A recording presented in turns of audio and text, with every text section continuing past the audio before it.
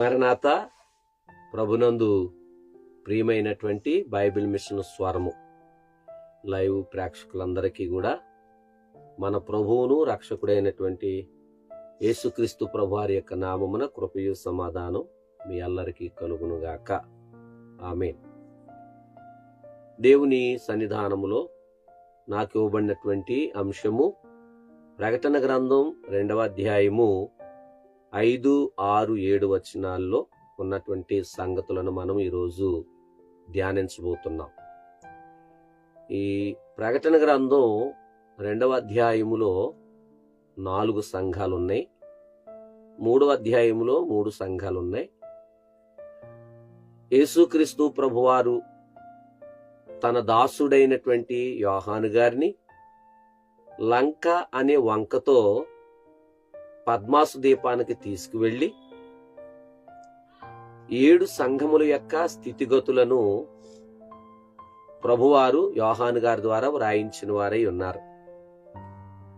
ఈ 7 సంఘాలకి కొన్ని సమపోలికలు, స్థితిగతులు మనం చూద్దాం. 7 పోలికలు. మొదటి పోలిక ఆ సంఘము యొక్క పేరు, ఆ సంఘము యొక్క వివరణ. రెండవ పోలిక ఆ సంఘము యొక్క గుణగణాలు. మూడో పోలిక ఆ సంఘములో ఉన్నటువంటి మంచి లక్షణాలు అంటే మెప్పు.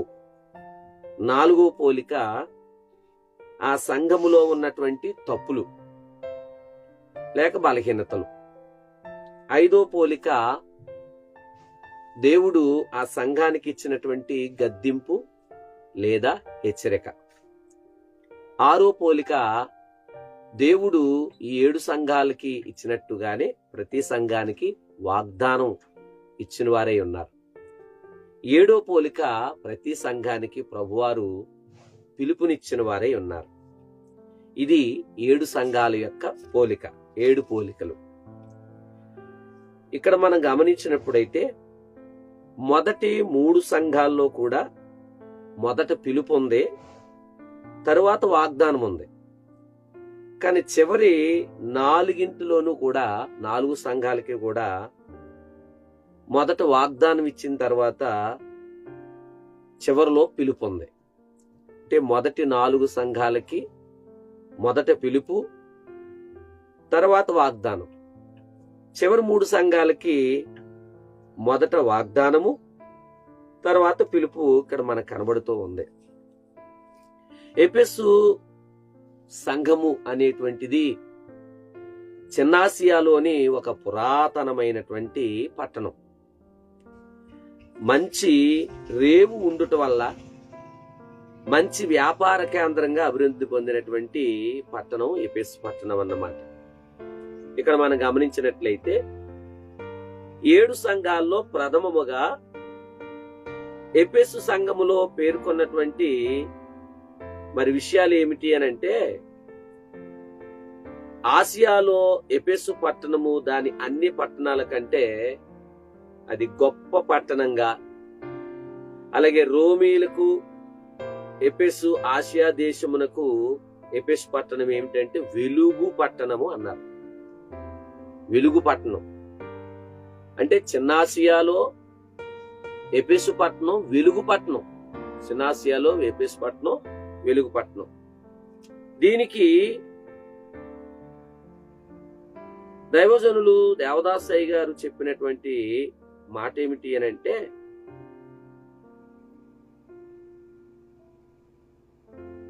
వ్యాపార కేంద్రము. ఎఫెసు చిన్నాసియాకి ఒక పురాతనమైన పట్టణం. రెండవది వ్యాపార కేంద్రం. ఇది ముఖ్యమైన పట్టణం. ఇంకా చెప్పాలంటే యూదుల స్థానము. ఈ ఎఫెసు సంఘము పౌలు గారు తన 2వ మిషనరీ సువార్త ప్రయాణములో ఎఫెసు పట్టణములో సంఘాన్ని స్థాపించి అకుల, ప్రిస్కిల్లా అనేటువంటి వారికి సంఘ బాధ్యత అప్పగించిన వారై ఉన్నారు. ఆ తదుపరి 3వ ప్రయాణములో పౌలు గారు 3 సంవత్సరాలు ఆ సంఘములో ఉండి సంఘములో ఉన్నటువంటి అనేకమైనటువంటి లోటుపాట్లను సరిచేసినటువంటి వారై ఉన్నారు. పౌలు గారు తన మిషనరీ ప్రయాణములో ఎక్కువ కాలం గడిపిన సంఘము ఎఫెసీ సంఘం. ఈ ఎఫెసీ సంఘాన్ని మనం గమనించినట్లయితే, ఎఫెసు పట్టణం యొక్క పరిస్థితులు మనం గమనించినప్పుడు, స్థితిగతులు గమనించినప్పుడు, అపోస్తుల కార్యముల గ్రంథం 18వ అధ్యాయము అలాగే 19వ అధ్యాయములో పౌలు గారు చెరలో ఉండి ఈ యొక్క సంఘానికి పత్రిక రాసిన వారై ఉన్నారు, ఎఫెసీ పత్రిక. ఇక్కడ స్థితిగతులు ఏమిటి అని అంటే,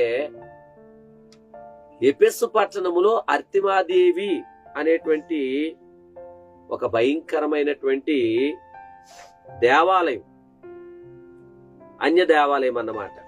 అన్నిటికంటే ఎక్కువగా ఎంత గొప్ప ప్రఖ్యాత చెందినటువంటి దేవాలయము అంటే, ఆ ఎఫెసీయులు ఈ దేవాలయంలో ఉన్నటువంటి దేవత ఆకాశము నుండి దిగి వచ్చిందని చెప్పి నమ్మేవారన్నమాట. ఈ దేవాలయం యొక్క పొడవు 425 అడుగులు, వెడల్పు 200 అడుగులు. దీని యందు 120 స్తంభాలు ఉన్నాయి, ఒక్కొక్కటి 60 అడుగులు ఎత్తు. వాటిలో 36 బంగారు రేకులు పొదిగింపబడినటువంటి స్తంభాలై ఉన్నవి. ఇది ఎఫెసు పట్టణంలో అర్తిమాదేవి యొక్క ప్రాముఖ్యత. అయితే ఎఫెసు పౌరులు ఈ అర్తిమాదేవి ఆకాశము నుండి దిగి వచ్చినటువంటి దేవి అనేటువంటి నమ్మకంతో వారు ఆమెను ఆరాధించడం అత్యధికంగా మనం చూడగలం. అపోస్తుల కార్యాలు 19వ అధ్యాయంలో కూడా.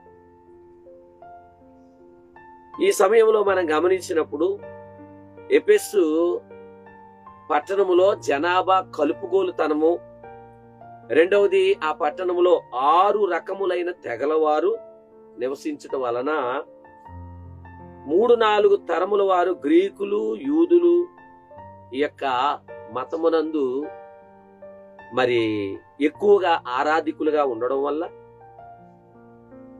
ఈ సంఘమును లేక ఎఫెసు పట్టణములో పౌలు గారు క్రైస్తవ్యాన్ని స్థాపించడానికి ఎక్కువగా ప్రజలు నివసించుచున్నందు వలన ఆ పట్టణములో మరి క్రైస్తవ్యాన్ని స్థాపించడానికి ఆయన చాలా కృషి చేసిన వారై ఉన్నారు. చాలా పర్యాయాలు ఒక కంసాలి వల్ల పౌలు గారు చాలా శ్రమలను అనుభవించినటువంటి వారై ఉన్నారు. ఇంకా చెప్పాలి అనంటే, ఈ ఎఫెసు పట్టణంలో నేరస్తులకు ఈ అర్తిమాదేవి యొక్క ఆలయం ఆశ్రయపురం లాంటిదన్నమాట. ఇంకా మనం గమనించినట్లయితే అర్తిమాదేవికి ఉన్నటువంటి యాజకులు 7 అక్కడ ఉన్నారు. యోహాను గారు చివరి కాలములో ఈ ఎఫెసు పట్టణంలో గడిపినటువంటి దాఖలు కూడా మనకు కనబడుతూ ఉన్నాయి. పౌలు గారు తన చివరి దినాల్లో కూడా తిమోతిని ఈ సంఘానికి పంపినట్లుగా మనం కొన్ని రుజువులు కూడా బైబిల్ గ్రంథమందు చూడగలం. సరే, ఇక్కడ మనం గమనించినట్లయితే ఎఫెసు పట్టణములో ఉన్నటువంటి ఎఫెసు సంఘ కాలము మరి గమనించినట్లయితే క్రీస్తు శకము 1వ సంవత్సరము నుండి 170వ సంవత్సరం వరకు ఈ సంఘము యొక్క పరిస్థితి మనం చూడగలం. ఈ సంఘానికి ప్రభువారు పోలిక ఒకటి ఇచ్చారు. అదేమిటి అంటే, ప్రభువారు చెప్పినటువంటి ఉపమానములలో విత్తనముల ఉపమానం.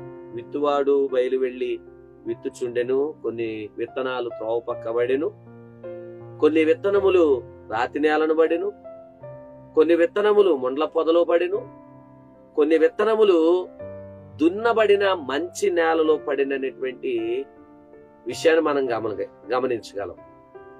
వ్యాఖ్యానకర్తలు ఏమని రాశారు అని అంటే, ఈ ఎఫెసు పట్టణమట మరి అదునుకి పదునికి అనుకూలమైనటువంటి పట్టణం అని చెప్పి ఈ ఎఫెసు పట్టణమును గూర్చి వ్యాఖ్యానకర్తలైనటువంటి వారు రాసిన వారై ఉన్నారు. ప్రియులారా, మరి అదును పదును అని అంటే దున్నబడినటువంటి నేల.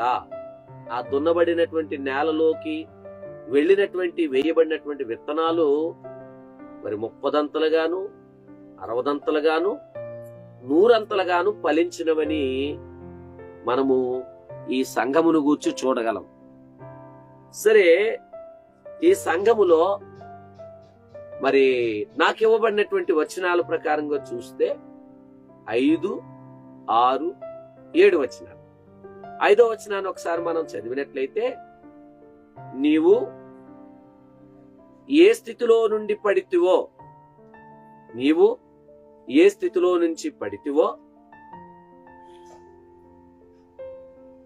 అది జ్ఞాపకము చేసుకుని మారు మనసు పొంది ఆ మొదటి క్రియలు చేయుము. సాధారణంగా ఎఫెసు సంఘము ఒక మహోన్నతమైనటువంటి ప్రారంభ దశ స్థితి అంటే ఒక గొప్ప స్థితిని సంతరించుకున్నది. అందుకే 4వ వచనములో ఒక తప్పు ఒకటి ప్రభువారు అక్కడ తెలియపరుస్తూ ఉన్నారు. అయినను మొదట నీకుండిన ప్రేమను నీవు వదిలితివి గనుక నేను నీ మీద తప్పు ఒకటి మోపుచున్నాను. నీవు ఏ స్థితిలో నుండి పడితేవో ఆ స్థితిని జ్ఞాపకం చేసుకోమని అంటున్నారు. ఇక్కడ నీవు అనంటే ఎఫెసు సంఘం. ఏ స్థితి అనంటే మరి మొదటి స్థితి. పడితివో అంటే వాస్తవంగా మనం గమనించినట్లయితే మొట్టమొదట ఉన్నత స్థితి నుండి పడిపోయిన వాళ్ళు ఎవరో మనం గమనించినట్లయితే, పడిన వారు ఎవరు అంటే చాలా మందికి ఆదామవ్వలు పడిపోయారంట. ఆదామవ్వలు పడిపోవడం కాదు. పరలోకంలో పాపం ఉంటదా? ఉండదు. కానీ పరలోకమందు గర్వము అనే పాపము చేత అపవాది అనే సాతానుడు పడిపోయాడు. అతనిలోనికి వచ్చిన గర్వాన్ని బట్టి అతనుకున్న ఉన్నత స్థితిని కోల్పోయాడు. ఇది ఉన్నత స్థితి నుండి పడిపోవడం అంటే జారిపోవడం. అలాగే ఏదేను తోటలో ప్రతి దినము తండ్రి యొక్క సహవాసములో తండ్రితో ఆనుకుంటూ తండ్రి ప్రేమను పొందుకుంటున్నటువంటి ఆది తల్లిదండ్రులైన ఆదామవ్వలు కూడా ఆ ప్రేమలో నుండి పడిపోయారు. పరలోకము నుండి సాతానుడు పడిపోయాడు. ఆది తల్లిదండ్రులైనటువంటి ఆదామవ్వలు తండ్రి ప్రేమలోంచి పడిపోయారు. దైవజనులు చెప్పిన మాట ఏంటంటే, పగ పగను కోరుతుంది, ప్రేమ ప్రేమను కోరుతుందని. మరి వాస్తవంగా చెప్పాలంటే సాతానుడు తనంతట తానే గర్వం చేత పడిపోయాడు. ఆదామవ్వలైతే పడగొట్టబడ్డారు. పడిపోయిన సాతానికి రక్షణ లేదు గాని పడగొట్టబడినటువంటి ఆదాము అవ్వలకు మాత్రం రక్షణ దేవుడు అనుగ్రహించువాడై ఉన్నాడు గనుక ఏదేను తోటలోంచి వారిని వెళ్ళగొట్టారు. ఏదేను తోటలోంచి వెళ్ళగొట్టకపోతే తండ్రి గారు చెప్పినటువంటి వివరణ బట్టి వారికి రక్షణ వచ్చేది కాదట. ఆదామవ్వలకు రక్షణ కావాలి అని అంటే ఏదేను తోటలోంచి వారిని బయటికి వెళ్ళగొట్టడమే ముఖ్య స్థితి. ఇక్కడ మనం గమనించినప్పుడు ఏ స్థితిలో నుండి నీవు పడితివో అంటే ఏ స్థితి? ఉదాహరణకి చెప్పాలంటే మనము ప్రారంభ దినాలలో ఉన్నటువంటి ప్రేమ, ప్రారంభ దినాల్లో ఉన్నటువంటి ఆతురత, ప్రారంభ దినాల్లో ఉన్నటువంటి ప్రయాస, ప్రారంభ దినాల్లో ఉన్నటువంటి ఉత్సాహం, వీటన్నిటిని కూడా ఎఫెసు సంఘం ఏమేం చేసుకుందంటే కోల్పోయింది. కోల్పోవడానికి గల కారణం ఏంటి అని అంటే, ఏ స్థితిలో నుండి పడితివో అన్నారు కదా, నీవు ఏ స్థితిలో నుండి పడితివో అది జ్ఞాపకము చేసుకో. ఇక్కడ మనం గమనించినప్పుడు తప్పు చూపిస్తున్నారు. మనం చేయవలసిన పని ఏమిటి అని అంటే, దేవుడు చెప్తున్నాడు తప్పును చూపిస్తూనే ఒకటి జ్ఞాపకం చేసుకోమంటున్నాడు, 2 మారు మనసు పొందమంటున్నాడు, 3వది ఆ క్రియలు చేయమంటున్నాడు. మొదటి క్రియలు ఒకటి మనం గమనించినట్లయితే మనం ఆలోచన చేసినట్లయితే ఇక్కడ మనం గమనించినప్పుడు, దేవుని యొక్క సన్నిధానంలో గమనించినప్పుడు, ఒకటి మనం చేయవలసింది జ్ఞాపకం. జ్ఞాపకం అంటే తప్పిపోయినటువంటి కుమారుడు కథలో మనం స్మరణకు తెచ్చుకున్నట్లయితే, అతడు దూరదేశంలో ఉన్నప్పుడు తన తండ్రి ఇంటిని జ్ఞాపకం చేసుకున్నాడు. ఆ తర్వాత తాను చేసినటువంటి తప్పును, పొరపాటును జ్ఞాపకం చేసుకున్నాడు. తన తండ్రి దగ్గర ఉన్నటువంటి స్థితిని జ్ఞాపకం చేసుకుని, లూకా సువార్త 15వ అధ్యాయములో ఈ కథ మనకు కనబడుతూ ఉంది. ఇక్కడ ఎక్కడి నుండి ఏ స్థితికి పడిపోయాడో, ఎక్కడి నుండి ఎక్కడికి జారిపోయాడో, ఏ స్థితికి దిగజారిపోయాడో అతడు జ్ఞాపకము చేసుకొనుట. దేవుడు మనకు కూడా ఏం చేస్తారు అని అంటే, మరలా తిరిగి లేచేటువంటి స్థితిని దయచేసేవాడై ఉన్నాడు. అలాగే ఈ రోజుల్లో వాస్తవంగా చెప్పాలి, పడిపోవడానికి గల కారణాలు ఏంటి అని అంటే, ఒకప్పుడు మనకి ఏ వసతులు లేనప్పుడు, ఏ విధమైనటువంటి స్థితిగతులు, ఉన్నతమైనటువంటి అవసరాలు లేకనుకుంటే సౌకర్యాలు, ఇంకా చెప్పాలి అని అంటే మరి రకరకాల పరిస్థితులు ప్రారంభ దినాల్లో మనకేమి ఉండేవి కాదు. మరి ఈ దినాల్లో మనకు అన్ని సమకూడిన తర్వాత దేవుని ఆరాధనకి సమయానికి రాకపోవడం, ఆరాధనకి ఆలస్యం చేయడం, ఆరాధన నిర్లక్ష్యం చేయడం, ఆరాధనకి వెళ్ళకపోవడం, ఇవన్నీ కూడా మరి ఉన్నత స్థితిలోంచి పడిపోవడమే.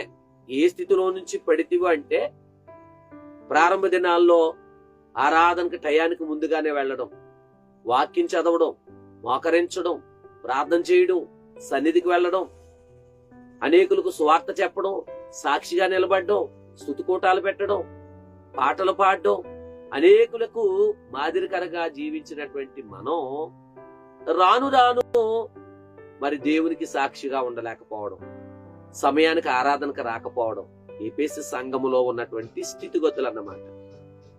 ఈ ఎఫెసు సంఘములో ఉన్నటువంటి ఈ స్థితిగతులు ఎందుకు వచ్చాయి అని అంటే, పడిపోవడానికి గల కారణం ఏంటి అని అంటే, అపోస్తుల కార్యముల గ్రంథము 5వ అధ్యాయములో 6వ అధ్యాయం 6-5 అధ్యాయాలు మనం చూస్తే, అక్కడ 7గురిని ఏర్పాటు చేయడం జరుగుతుంది.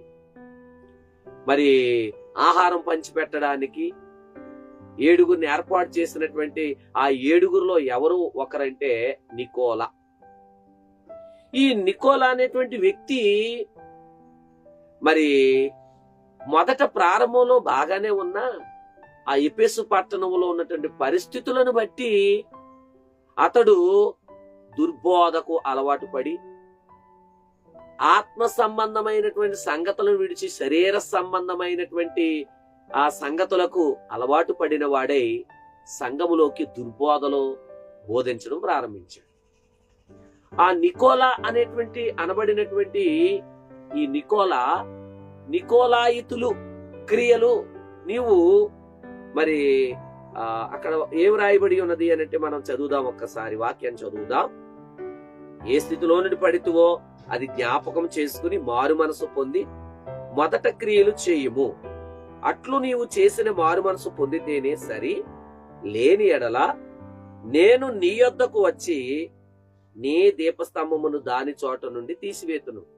అయితే ఈ ఒకటి నీలో ఉన్నది, నికోలాయితుల క్రియలను నీవు ద్వేషించుచున్నావు, నేను కూడా వీటిని ద్వేషించుచున్నా. ఈ నికోలాయితుల అంటే నికోలా అనేటువంటి వాడు మనం గమనించినట్లయితే, ఈ నికోలాను గూర్చి మన కొన్ని విషయాలు మనం జ్ఞాపకం చేసుకున్నట్లయితే, దేవుని యొక్క సంఘములో మనం గమనించినప్పుడు నికోలా, ఇక్కడ నికో అంటే జయించుట, లాస్ అంటే జనులను, అంటే నికోలా అంటే నికోలాస్ అంటే జనులను జయించువాడు. తరువాత మరి అలాగునే బిలామును గూర్చి కూడా ఈ 7 సంఘాల్లో ఒక చోట రాయబడి ఉన్నది. బిలా అంటే జయించుట, హామ్ అంటే జనులను, బిలాం. ఇక్కడ మీరు గమనించినప్పుడు నికోలాయితుల క్రియలను నీవు ద్వేషిస్తున్నావు అని అంటే, సంఘములో పాదిరి గారే వాక్యం చెప్పాలి, వేరే సంఘానికి వెళ్ళకూడదు. ఒక సంఘములో ఉన్న వ్యక్తి మరో సంఘంలోకి వెళ్ళకూడదు. ఒకరితో ఉన్న వ్యక్తి మరొకరితో మాట్లాడకూడదు. అలాగునే మనము సంఘములోను ఆత్మీయంగాను జీవించాలా, లోకంతోనూ కూడా కలిసి జీవించాలా. మరి లోకాశల్లోను లోక సాంప్రదాయాలు మనం కలిగి ఉండాలా, అవి ఇవి కూడా మనం చెయ్యాలా అనేటువంటి మరి బోధ నికోలస్ బోధ ఎలాంటిది అని అంటే, మరి సంఘాన్ని పాడు చేసేటువంటి బోధ. నికోలా క్రియలు నీవు ద్వేషిస్తున్నావు అన్నారు. ఇక్కడ ప్రభువారు 5వ వచనములో చెప్పిన మాట ఏంటంటే, జ్ఞాపకము చేసుకో, నువ్వు ఏ స్థితిలో నుండి పడితివో ఆ స్థితిని జ్ఞాపకము చేసుకో అంటున్నారు. జ్ఞాపకము చేసుకోవాలి అంటే ప్రభువారు మనం ఏ స్థితి నుండి మనలను మరి ఏ స్థితికి హెచ్చించారు చెప్పాలి అని అంటే, పాపములో పడిపోయిన మనలను పాపము నుండి పరిశుద్ధతలోనికి ప్రభు మనల్ని నడిపించారు. అంటే పౌలు గారు చెప్పారు, మనము ఉన్నత స్థితిలోనికి రావడానికే తప్ప ఉగ్రత పాలవడానికి కాదు ప్రభు మనం పిలిచింది. కాబట్టి పాపములో నుండి పరిశుద్ధతలోనికి వచ్చిన మనము మరలా పరిశుద్ధతలోంచి పాపంలోకి జారిపోతున్నాం.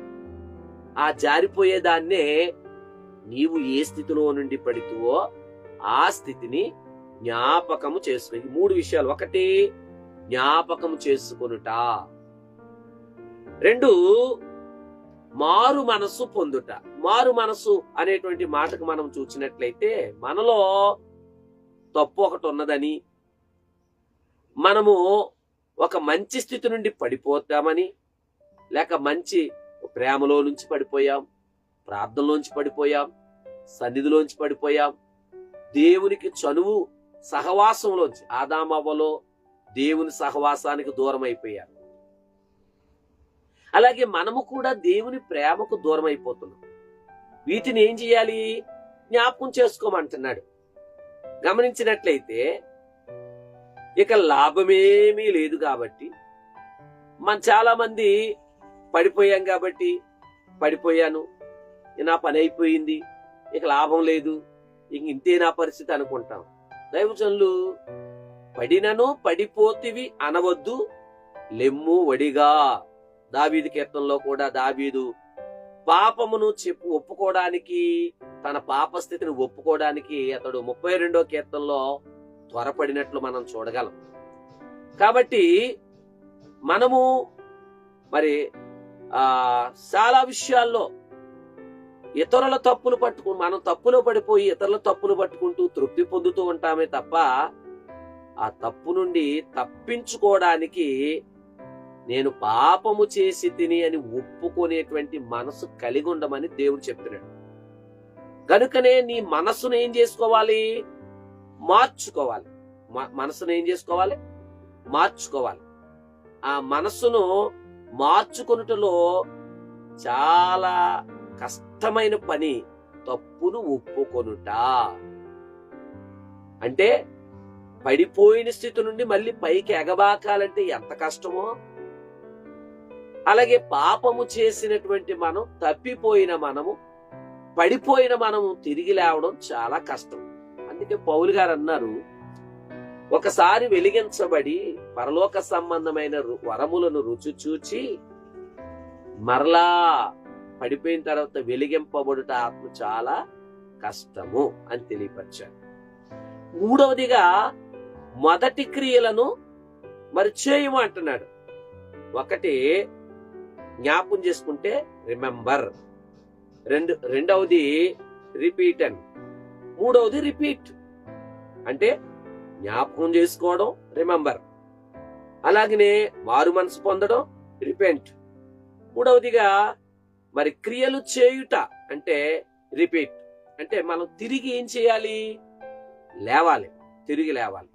అందుకనే వాక్యమందు నీవు మొదటి క్రియలంటే ప్రారంభ దశలో ఎంత ప్రేమ కలిగి ఉండేవారమో, ప్రారంభ దశలో ఎంత ప్రార్థన చేసేవారమో, ప్రారంభ దశలో ఇంచుమించు 2-3 గంటలు మోకాళ్ళేసి ప్రార్థన చేసేవాళ్ళం. ప్రారంభ దశలో ఎక్కువసేపు వాక్యం చదివేవారం. ప్రారంభ దశలో అనేకులకు సువార్త ప్రకటించేవారం. ప్రారంభ దశలో ఎన్నో పాటలు పాడేవారం. ప్రారంభ దశలో ఎంతో ఉత్సాహంగా ఉండేవారు.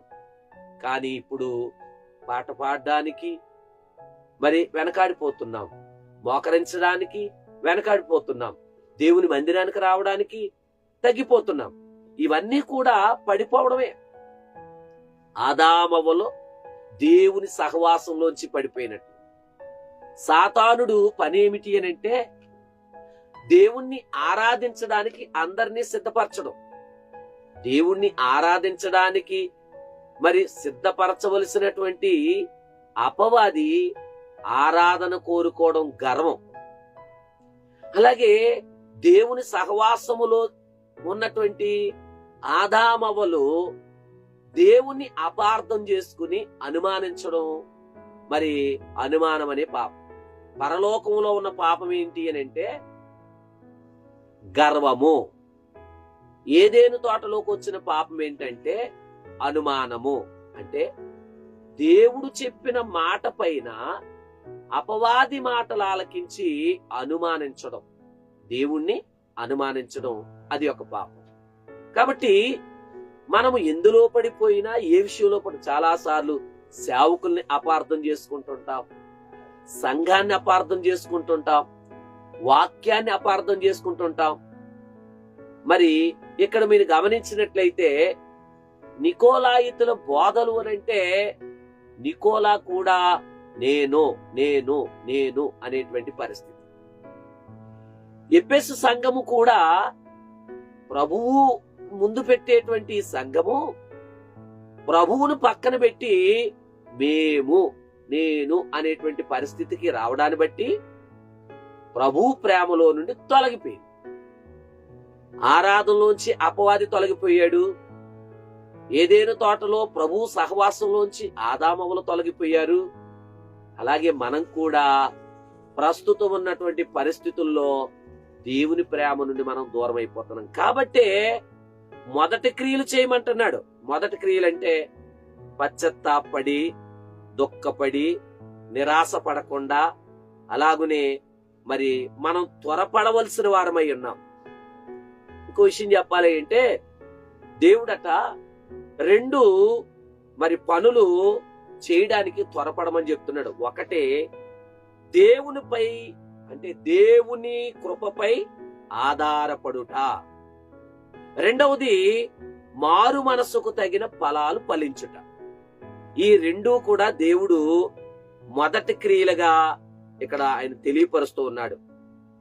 మొదట వాటిని చేయుట యందు మనము చూపినటువంటి ప్రేమ, అనురాగము, ఉల్లాసము, ఉప్పొంగుతున్నటువంటి ఉత్సాహము మనలో చల్లారిపోయింది. కాబట్టి ఈ సంఘానికి ఆ పని చెయ్యమని దేవుడు చెప్తూ ఉన్నాడు.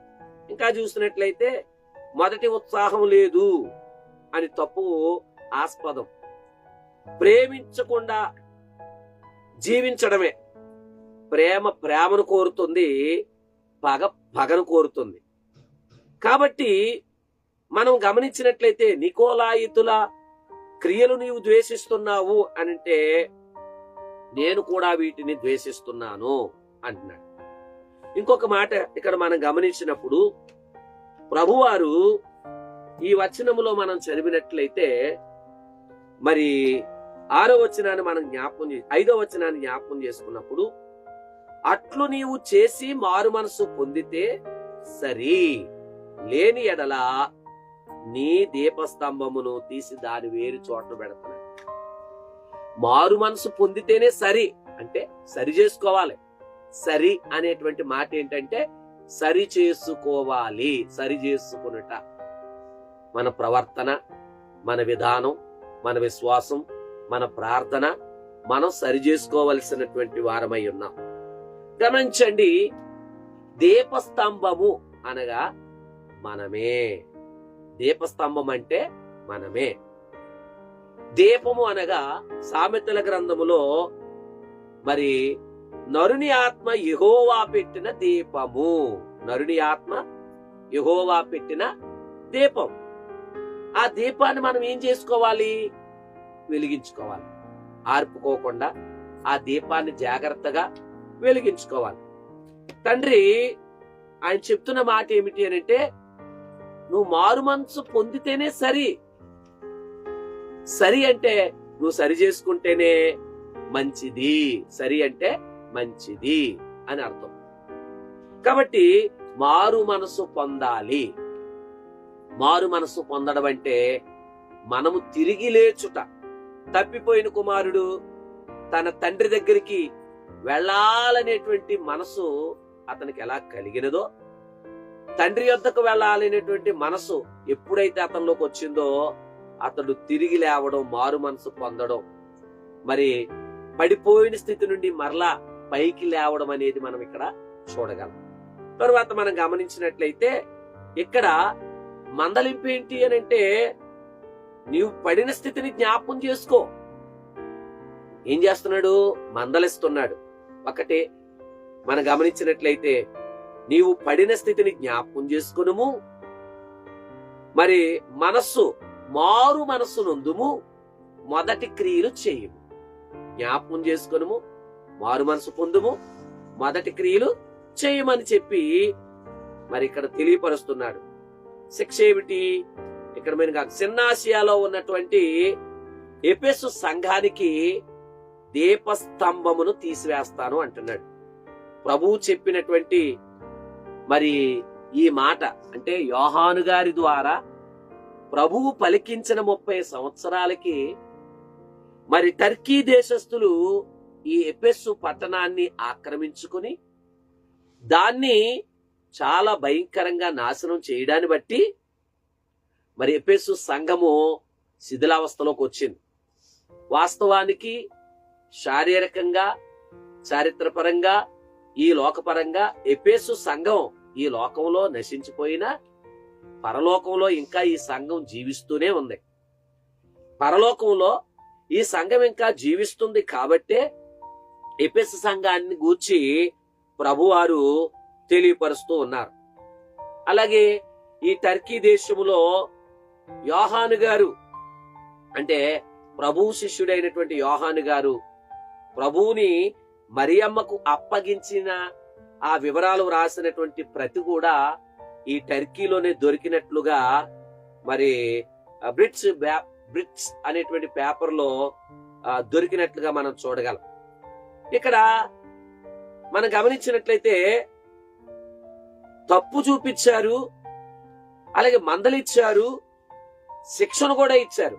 దీపస్తంభమును దీపం తీసేస్తామంటే మనము దీపస్తంభమై ఉన్నాం.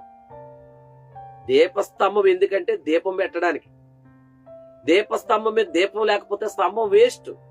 ఉదాహరణకి ఎవరైనా చనిపోయారు అనుకోండి, ఆయన బయటెట్టేస్తారు. అంటే అతని దీపం ఆరిపోయింది గనుక అతను బయట పెట్టేస్తారు. దీపస్తంభం కూడా అంతే. మనలో ఉన్న దీపం ఎప్పుడైతే ఆరిపోతుందో, బైబిల్ గ్రంథంలో ఒక మాట ఉంటది, ఆత్మను ఆర్పకుడి. ఆత్మను ఆర్పకుడి. నరుని యొక్క ఆత్మ యెహోవా పెట్టిన దీపమై ఉన్నది గనుక దేవుడు మనలో పెట్టినటువంటి ఆ దీపమును మనం ఎప్పుడైతే ఆర్పివేసుకుంటామో, ఆర్పివేసుకోవడానికి కూడా కొన్ని కారణాలు ఉంటాయి. ఆ కారణాలు మనందరికి తెలిసి ఇందాక మనం చదువుకుని ఏ స్థితిలో నుండి పడితీవి అని అంటే, మరి ప్రారంభ ప్రార్థన, ప్రారంభపు ఆరాధన, ప్రారంభపు ఉల్లాసము, ప్రారంభపు మరి బాప్తీసం తీసుకున్నటువంటి కొత్తలో, బాప్తీసం తీసుకునే ముందు, బాప్తీసం తీసుకున్న కొత్తలో ఒక 2-3 సంవత్సరాల వరకు ఆ వేడి, ఆ ఉత్సాహం మనలో ఉంటది. రాను రాను ఆ స్థితిగతులన్నీ సలాపది. కారణం ఏంటో తెలుసా? సౌకర్యాలు పెరగడం, వసతులు పెరగడం, అవసరమైనటువంటి ప్రతివి కూడా. ఉదాహరణకి మరి మన పూర్వీకులు వారు సేవ చేసే దినాల్లో, నడిసి సేవ చేసినటువంటి దినాల్లో చెప్పాలి అని అంటే 90s ముందు మరి ప్రార్థనలో అనేక గంటలు గడిపేవారు మన పూర్వీకులు. మన సన్నిధి పొరలు, ఒక 7 సన్నిధి ప్రార్థనా పొరలో ఒక ప్రార్థనా పొర్రాలు ప్రార్థనలో ఉండగా, సన్నిధిలో ఉండగా ఒక తేలు తల మీదకి ఎక్కి మరి పిల్లల్ని ఒంటి నిండా కనేసినప్పటికీ, ఒంటి నిండా పిల్లలు పాకుతున్నప్పటికీ, ఆ తేలు ఒంటి మీద పిల్లలను కని పిల్లలన్నీ ఒంటి నిండా పాకుతున్న సంగతి కూడా తెలియనటువంటి అంతటి ప్రార్థనలో వారు గడిపినటువంటి ప్రారంభ దినాలు. అంటే 90కి ముందు. 90 తర్వాత మోకాళ్ళు వేయలేకపోతున్నాం, సమయానికి సన్నిధికి రాలేకపోతున్నాం, 10 నిమిషాలు వాక్యం చదివితే సిరాకు వస్తుంది. ఇదంతా కూడా పడిపోవడమే కదా. ఆ పడిపోయిన స్థితి నుండి తిరిగి లేవమంటూ, ఒకవేళ నువ్వు లేవకపోతే నే దీపస్తంభాన్ని తీసివేస్తానంటున్నాడు. సరే, ఇక్కడ మనం గమనించినప్పుడు దేవుని కోరిక ఏంటంటే, పాత నిబంధన కాలం అంతట్లో కూడా దేవుని స్వరం వినబడింది. సంఘకాలంలో కూడా పరిశుద్ధాత్ముని స్వరం వినబడింది. అలాగే ప్రభు కాలములో ప్రభువే స్వయంగా మనతో మాట్లాడారు. పాత నిబంధన కాలంలో ఇక్కడ మనం గమనించినట్లయితే, మరి ఆత్మ సంగములతో చెప్పుచున్న మాట చెవిగలవాడు వినుగాక అన్నాడు. వాస్తవానికి పాత నిబంధన కాలంలో దేవుడు మాట్లాడాడు. ఆదామవ్వలు విన్నంత కాలం విన్నారు గాని, ఆ తరువాత దేవుని మాట వారు విననందువల్ల దేవుని సహవాసానికి వారు ఏమైపోయారంటే దేవుని సహవాసాన్ని కోల్పోయారు. ఇక్కడ చెవిగలవాడు వినుగాక అనే మాటకు అర్థం ఏంటంటే సన్నిధి చేయువాడు. చెవిగలవాడు వినుగాక అంటే చెవులున్నవారు వినుగాక అని కాదు. 2 రకాల చెవులు ఉంటాయట. శరీర సంబంధమైన చెవి, ఆత్మ సంబంధమైన చెవి. అలాగే శరీర సంబంధమైన కళ్ళు, ఆత్మ సంబంధమైన కన్నులు. అలాగే శరీర సంబంధమైన చేతులు, అలాగే ఆత్మ సంబంధమైన చేతులు. శరీర సంబంధమైన పాదాలు, ఆత్మ సంబంధమైనటువంటి పాదాలు. కాబట్టి మరి శరీర సంబంధమైన కళ్ళు లోకాన్ని చూస్తాయి, శరీర సంబంధమైన చెవులు లోక సంగతులు వింటాయి, శరీర సంబంధమైన చేతులు లోక సంబంధమైన పనుల కొరకు పరిగెడతాయి, శరీర సంబంధమైనటువంటి పాదాలు, చేతులు కూడా లోక సంబంధమైనటువంటి క్రియల్లో, పనుల్లో మరి నిమగ్నమైపోతాయి. కానీ ఆత్మ సంబంధమైన చెవి అనంటే, ఆత్మ చెవి గలవాడు అంటే సన్నిధి గలవాడు అనేటువంటి అర్థం ఇక్కడ దైవజనుల ద్వారా మనము ఈ మాటను జ్ఞాపకం చేసుకోగలం. అలాగే కనిపెట్టుట అంటే కన్ను పెట్టి చూచుట. కనిపెట్టుట అంటే కన్ను పెట్టి చూచుట. అంటే చెవి గలవాడు అంటే సన్నిధి చేయువాడు, కనిపెట్టువాడు అంటే కన్ను పెట్టి చూచేవాడు. మరి గమనించండి, మరి కన్ను గల నెమలిదే అందం, అలాగే సన్నిధి గల సంఘానిదే అందం అన్నారు. కాబట్టి ప్రతి వ్యక్తి కూడా దేవుని చూచి దేవునితో మాట్లాడేటువంటి ఆది తల్లిదండ్రుల యొక్క ఆదామవుల అనుభవంలోనికి రావాలి. ఏదేను తోటలో ఏ అనుభవం ఉన్నదో, అలాగే పరలోకంలో ఏ అనుభవం ఉన్నదో పరలోకంలో ఆరాధన అనుభవం, అలాగే ఏదేను తోటలో సహవాస అనుభవం. అలాగే ఇప్పుడు పెండ్లి కుమార్తెగా మనం సిద్ధపడాలి అనంటే దీపమును వెలిగించుకోవలసిన వారమైన ప్రస్తుతానికి మనము పరిశుద్ధాత్మ కొరకు కనిపెట్టేటువంటి దినములలో 8వ దినములోకి వచ్చాం. మరి ఆత్మదేవుడు తండ్రి కాలములో దేవుడు మాట్లాడాడు. పాత నిబంధన కాలములో దేవుడి స్వరం వినబడ్డది, క్రొత్త నిబంధన కాలములో ప్రభువారి స్వరం వినబడ్డది. అలాగే ఇప్పుడు ఆత్మకాలములో ఆత్మస్వరాన్ని మనం వినవలసినటువంటి వారమై ఉన్నాం. ఇక్కడ మనం గమనించినట్లయితే ప్రభువు ఆత్మ ద్వారా వ్రాసినటువంటి సంగతులు మనం గమనించినట్లయితే ఆత్మ సంగములతో, అంటే ఆత్మ చెప్పే స్వరాన్ని మనం ఏం చేయాలంటే వినాలి. 7 సంఘాలు కూడా ఆత్మ చెప్పుచున్న మాటలు వింటున్నాయి. నిజంగా ఆత్మస్వరము సంఘములో ఒక్కొక్కరు వినాలి. ఆత్మస్వరాన్ని ప్రతి ఒక్కరు వినాలంటే ఎక్కడికి రావాలా? చెవి కలిగినటువంటి స్థలం ఏదంటే సన్నిధి. దేవునితో మాట్లాడడానికైనా, దేవుని స్వరం వినడానికైనా, దేవుని చూడడానికైనా చక్కని స్థలము. మరి అన్నిటికీ ఒక స్థలం ఉంది, అదే ఏకాంత స్థలము, దైవ సన్నిధి. దేవుని యొక్క మరి దాసులైనటువంటి వారు దేవునితో గడిపినటువంటి ఆ స్థలములోనికి మనం రాగలిగితే దేవుని స్వరాన్ని మనం, పరిశుద్ధాత్ముని యొక్క స్వరాన్ని మనం వినగలుగుతాము. కాబట్టి మనం గమనించాల, చాలా విషయాల్లో మనం అనేకమైనటువంటి సంగతులు మనం ఇక్కడ మనం మరొక విషయాన్ని గమనిస్తే, బహుమతి. ప్రభువారు చెప్తున్నటువంటి బహుమతి ఏంటంటే, జయించువానికి దేవుని పరదేశులో ఉన్న జీవవృక్ష ఫలములను భుజింపనిత్తును అంటున్నాడు ఆయన. అంటే జయించుట అంటే ఏంటి అంటే, అంతస్తులో ఉన్నటువంటి ప్రతి ఒక్కరు కూడా ప్రభువు మెచ్చుకున్న రీతి ఏంటి అంటే జయించడం. ఏం జయించాలి? పాపమును జయించాలి, లోకాన్ని జయించాలి, శరీరాశలు జయించాలి, అలాగనే జీవపు డంబం, నేత్రాశ, జీవపు డంబము, శరీరాశ, నేత్రాశ, శరీరాశ, ఈ జీవపు డంబం, ఈ మూడిటిని మనం జయించగలగాలి. యేసుక్రీస్తు ప్రభువారు శోధింపబడ్డానికి అరణ్యానికి కొనిపోబడినప్పుడు అపవాది 3 విధములుగా ప్రభువుని పడగొట్టడానికి, మరి జారిపోవడానికి, మరి శోధించడం చూడగలం. ఒకటి మరి తిండి, రెండవది మరి ప్రఖ్యాతి, మూడవది మహిమ విషయంలో. ఒకటి రొట్టెను తినమని చెప్పింది. మనిషి రొట్టె వల్ల కాదు, దేవుని మాట వల్ల జీవిస్తాడు అనేటువంటి మాట ద్వారా ప్రభు అపవాదిని ఏం చేయగలిగారంటే జయించగలిగారు. అలాగనే 3 రకాల శోధనలో కూడా ప్రభు అపవాదిని జయించగలిగాడు.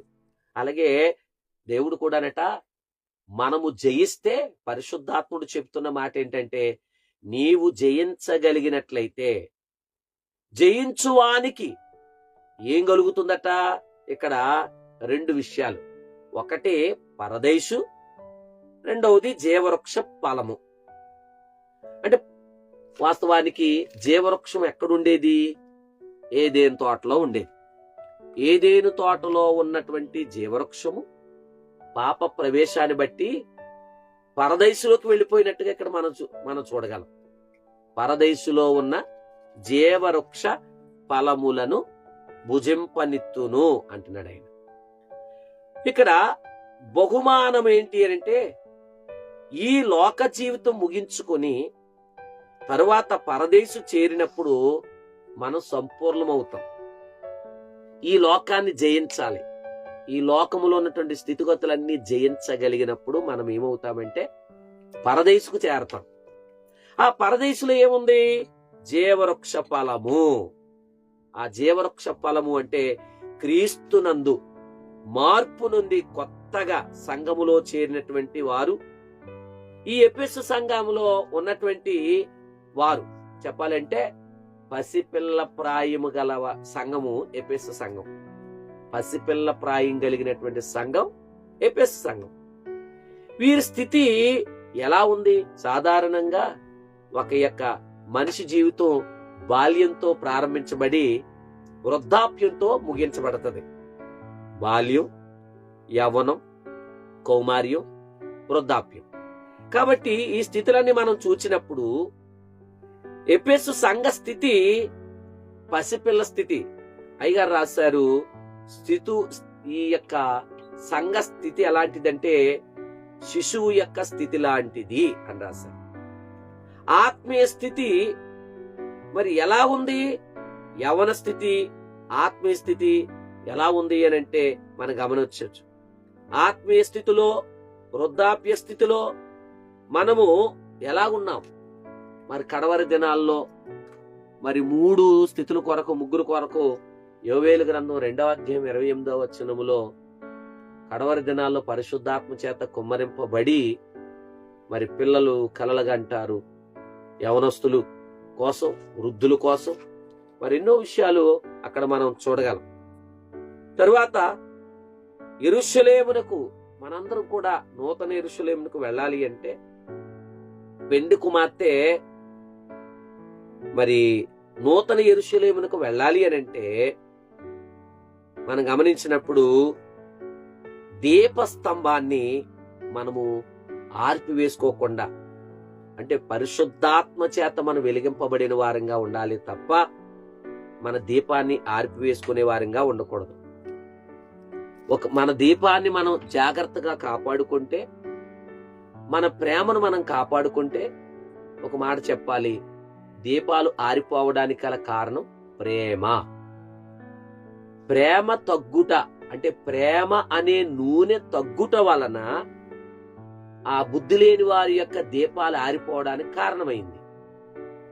కాబట్టి మొదటి ప్రేమను, మొదటి ఉత్సాహమును, మొదటి ఉల్లాసమును మనము కలిగి ఉండినట్లయితే మనము మన దీపాన్ని నిలబెట్టుకున్న వారంగా ఉంటాం.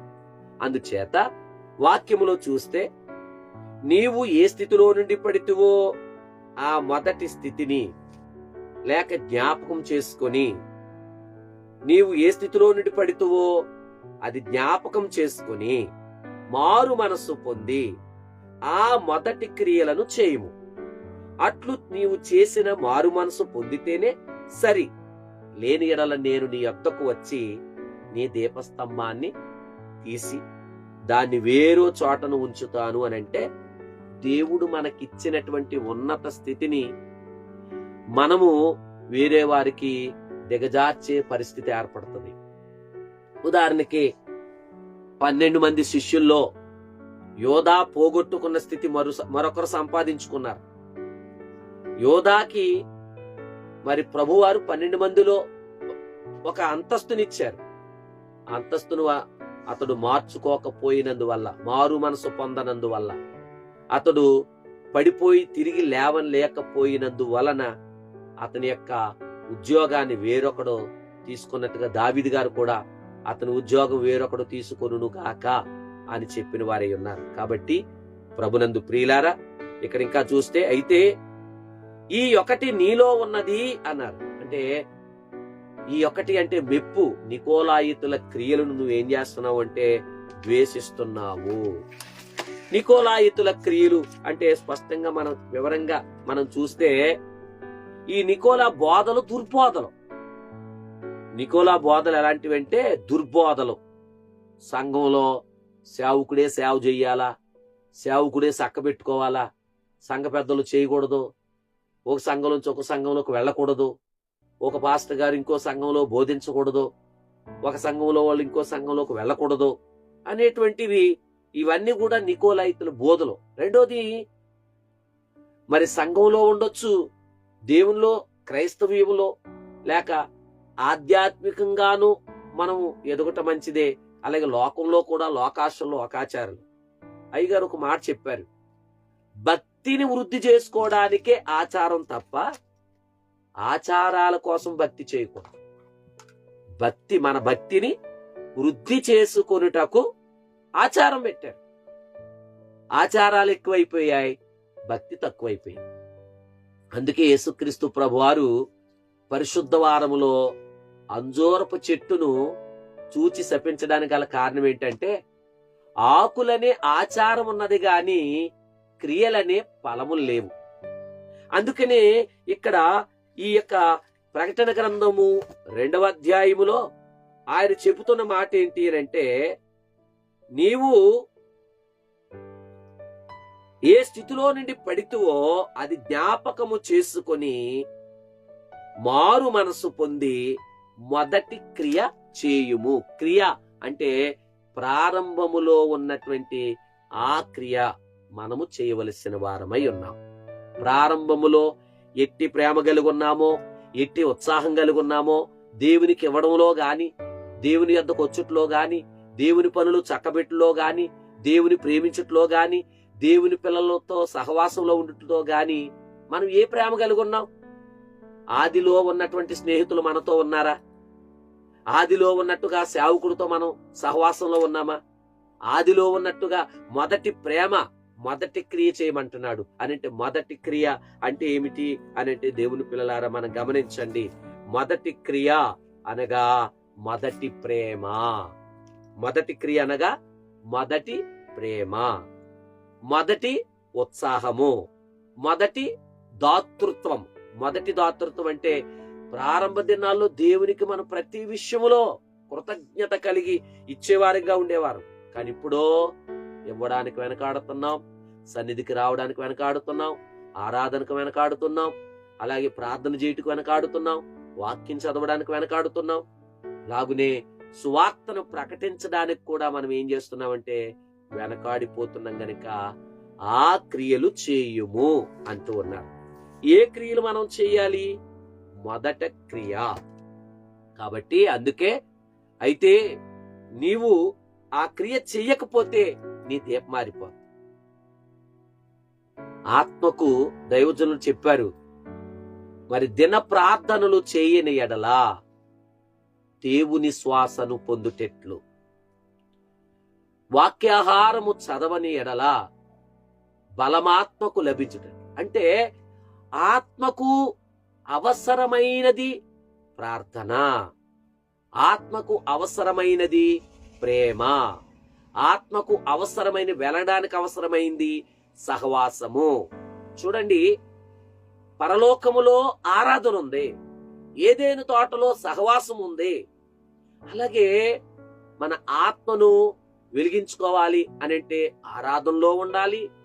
దైవజనుల మాట చెప్పారు, ఈ లోకములో జరిగే ఆరాధనలో ప్రవేశించకపోతే, ఏకీభించకపోతే రేపు పరలోకంలో జరిగే నిత్యారాధనలో మనము ఏకీభించలేము, ఏకీభించే అర్హత కోల్పోతాము అని. కాబట్టి ప్రియులారా, మొదటి క్రియ, మొదటి ప్రేమ, మొదటి యొక్క ఉత్సాహం మనం కలిగి ఉండి దేవుని మనము మహిమపరచవలసినటువంటి వారమై ఉన్నాం.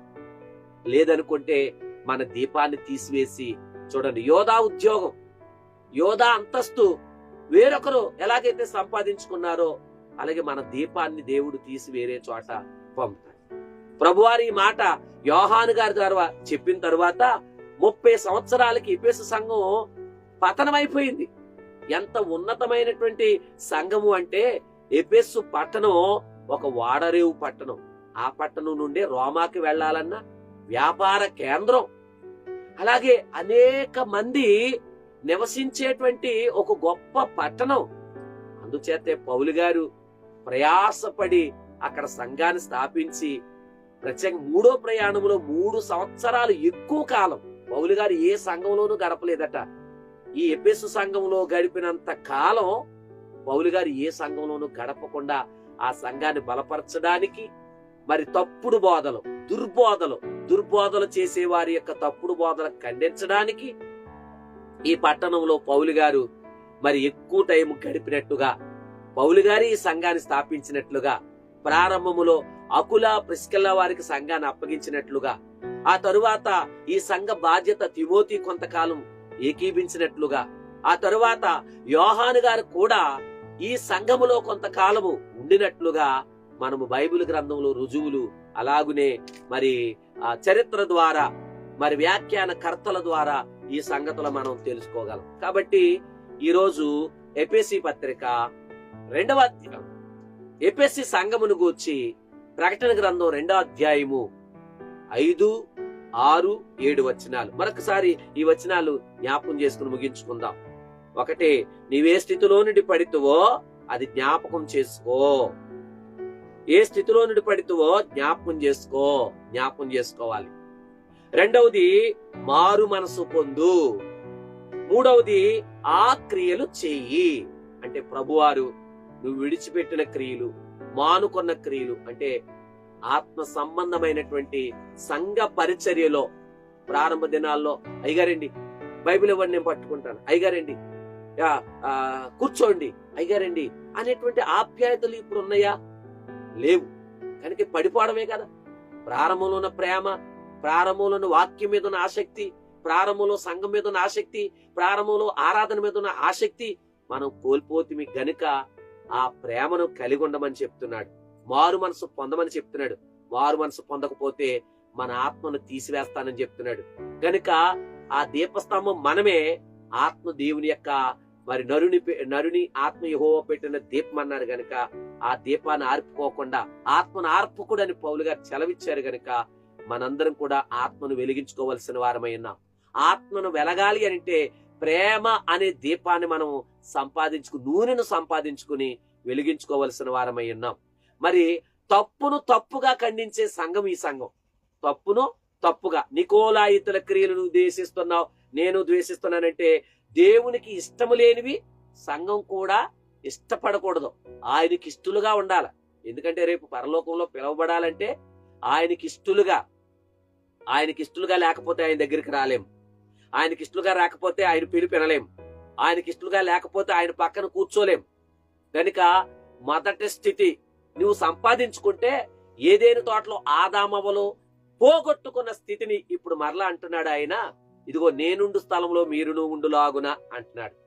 మీరు జయిస్తే, ఇక్కడ ఒక మాట ఉంది, జయించువానికి పరదేశంలో ఉన్న జీవవృక్ష ఫలాన్ని భుజింపనిస్తున్నా అంటున్నాడు కదా. మనము జయించగలిగితేనట ప్రభువు వాస్తవంగా చెప్పాలంటే పూర్వ దినాల్లో పెళ్లిపీట ఏకపీట అయి ఉండేది. ఒకటే పీట మీద పెళ్లి కొడుకు పెళ్లి కుమార్తె కూడా ఇద్దరు కూర్చునేవారు. ఆ తరువాత రాను దినాల్లో మరి 2 కుర్చీలు వేసేవారు. పెళ్లి కూతురుకో కుర్చీ, పెళ్లి కొడుకో కుర్చీ. తర్వాత ఇప్పుడున్న ట్రెండ్ ఏంటంటే ఒకే కుర్చీలో పెళ్లి కుమారుడు పెళ్లి కుమార్తె కూర్చున్నారు. అలాగే యేసుక్రీస్తు ప్రభువారు కూడానట తాను జయించి తండ్రి సింహాసనమే కూర్చున్నాడు. అలాగే ఆయన కూర్చున్న సింహాసనం ఎవరు జయిస్తారో వారు కూడా ఆ కుర్చీ అంటే 2వ కుర్చీ వేయడు. ఆయన కూర్చున్న కుర్చీలోనే మనల్ని కూడా కూర్చోబెడతాడు. అంటే ఆదామవ్వలు ప్రారంభంలో ఏ దేవుని యొక్క ఒడిలో కూర్చునేవారో అలాగే జయించు వారిని, అంటే ఎఫెసు సంఘమైన 7 సంఘాలు, 7 సంఘాల్లో ఎఫెసు సంఘం మొదటి సంఘం. కానీ రాను దినాల్లోనట ఈ మొదటి సంఘం కాస్తానట చివరి సంఘంగా అయిపోద్దట. దైవజనులు చెప్పినటువంటి మాట 7 సంఘాల్లో కూడా 7 ఉపమానాలు, విత్తనాల ఉపమానం ఉంది కదా. ఇక్కడ మనం గమనించినట్లయితే అయ్యగారు రాసినటువంటి రాతలో 1, 2, 3, 4, 5, 6, 7 సంఘాలు ఉన్నాయి కదా. ఆ సంఘాలట మొదటివారు కడపటివారు, కడపటివారు మొదటివారు అవుతారు. చివరి సంఘమైన లవోదికయ సంఘము సార్వత్రిక క్రైస్తవ సంఘము, ఈ సంఘమట మొదటి స్థానానికి సంపాదించుకుంటాం. కాబట్టి చివరిగా చెప్పేటువంటి మాట ఏంటంటే మనము జయించగలిగితే ఆదామవ్వలు ఏ దేవుని ఒడిలో సహవాసం కలిగి ఉన్నారో అదే సహవాసాన్ని తిరిగి మనం సంపాదించుకోవడానికి ఆయన పరదేశులో ఉన్నటువంటి జీవవృక్ష ఫలాన్ని భుజింపనిత్తును అంటూ, పరదేశులో ఉన్నటువంటి ఆ జీవవృక్షము అంటే ఒకప్పుడు ఏదేను తోటలో ఉండేది, ఇప్పుడు పరదేశకు వెళ్ళింది. ఆ జీవవృక్ష ఫలము తినే హక్కు ఎవరిది అంటే ఆదామవ్వల వారసు. ఆదామవ్వలు పడిపోయాక అది ఎవరికి ఇవ్వాలి అని అనుకుంటున్నాడంటే, ఒకటి జయించువాడు ఆయన సింహాసనం మీద కూర్చొని ఈ జీవవృక్ష ఫలము తినాలి. ఈ జీవవృక్ష ఫలమట నిత్యము జీవిస్తూ దేవుణ్ణి గణపరుస్తూ దేవుని మహిమపరుస్తూ ప్రభువుని కలిగి ఉండడానికి, ప్రభువు మీద ప్రేమ కలిగి ఉండడానికి, అలాగే సంఘం మీద ప్రేమ కలిగి ఉండుట, ఈ 3 విషయాలు కూడా, ఒకటి ప్రభువుని కలిగి ఉండుట, రెండవది ప్రభువు మీద ప్రేమ కలిగి ఉండుట, మూడవది సంఘం మీద ప్రేమ కలిగి ఉండుట. ఇదే మొదటి స్థితి. ఈ స్థితిని సంపాదించుకుని ఆత్మ సంగములతో చెప్పుచున్న మాట చెవిగలవాడు వినుగాక. అంటే సన్నిధి చేయువారు దేవుని మాటను అనుసరించి జీవించుదురుగాక అనేటువంటి వివరణతో నేను ముగిస్తూ ఉన్నాను. ఈ మాటల ద్వారా ఎఫెసు సంఘము యొక్క ఉన్నత స్థితి ఏ స్థితికి పడిపోయిందో మరలా అదే స్థితి నుండి దేవుడు మరలా ఉన్నత స్థితికి లేవడానికి, ఉదాహరణ చిన్న మాట చెప్తాను. గాలివాన వచ్చింది, పడిపోయినటువంటి పాదుల్ని మొక్కల్ని మనం ఏ కర్ర పెట్టి సపోర్ట్ చేసి నిలబెట్టినట్లుగా దేవుడు ఈ ఆత్మ సంగతుల ద్వారా ఎఫెసు సంఘాన్ని మరలా నిలబెట్టుకోవడానికి, నిలదొక్కుకోవడానికి ఈ యొక్క సంగతులు తెలియపరిచిన వారై ఉన్నారు. ఈ మాటల ద్వారా దేవుడు మన ఆత్మీయ స్థితి పడిపోయినటువంటి పాత స్థితి నుండి మరలా తిరిగి నూతనముగా వెలిగింపబడి నిలబెట్టబడి ప్రభు మహిమను ప్రవేశించి ఆయనతో కూడా నిత్య రాజ్యములో సహవాసం గల ధన్యత ప్రభు మనెల్లరకు దయచేయును గాక.